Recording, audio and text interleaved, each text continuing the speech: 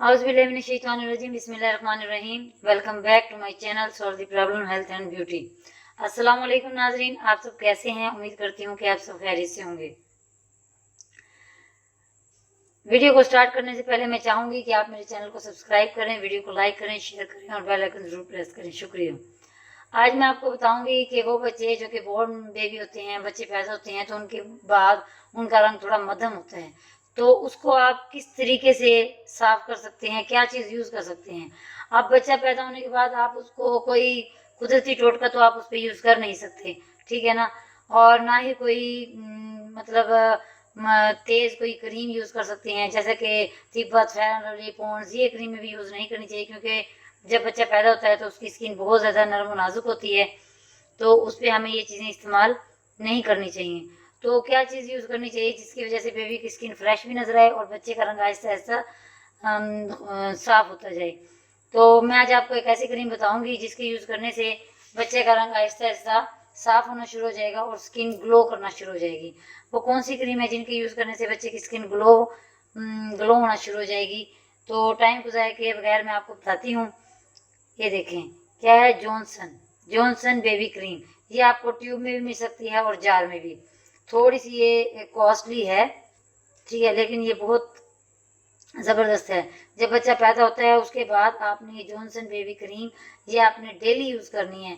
आप देखेंगे कि 1 दिन, 2 दिन, 3 दिन, 4 दिन, आप देखेंगे कि 1 महीने के बाद, 2 महीने के बाद, 3 महीने के बाद बच्चे का रंग ऐसा ऐसा चेंज हो गया है और स्किन भी बहुत ज़्यादा सॉफ्ट हो जाएगी और स्किन भी फ्रेश नज़र आएगी और कलर भी उसका जो पैदाइश के बाद थोड़ा सा डिम था वो आहिस्ता आहिस्ता सेट होना शुरू हो जाएगा और उसकी स्किन पे एक अलग सी चमक नज़र आएगी आपको। चाहें तो आप अपने बेबी को मतलब 1 साल, 2 साल, 3 साल बड़ा हो उस टाइम भी यही यूज़ करवाएं। बहुत ही ज़बरदस्त क्रीम है, लेकिन ये थोड़ी कॉस्टली है, इसलिए मैं 1 साल, 2 साल, 3 साल तक यूज़ करवा के फिर नहीं करवाती, ठीक है। लेकिन यह है कि हमें ये यूज़ करवाना चाहिए। बच्चे की स्किन फ्रेश भी रहती है, सॉफ्ट भी रहती है और स्किन में एक अलग सा ग्लो आ जाता है। अगर आपके बॉर्न बेबी हों, जो माई सुन रही हैं, बच्चा पैदा होने के बाद अगर उन्हें अपने बच्चे का रंग डिम नज़र आए तो वो ये क्रीम यूज़ करवाएं। इंशाल्लाह आप देखेंगे कि 1 महीने, 2 महीने, 3 महीने बच्चों का रंग भी क्लियर हो गया है और ग्लो भी आना शुरू हो गया है और स्किन भी सॉफ्ट हो गई है। आपने यूज़ करना है, यूज़ करेंगे तो आप देखेंगे कि आपने कमेंट्स में आप ज़रूर बताएंगे कि वाकई आपको इसके रिजल्ट मिले हैं या नहीं मिले।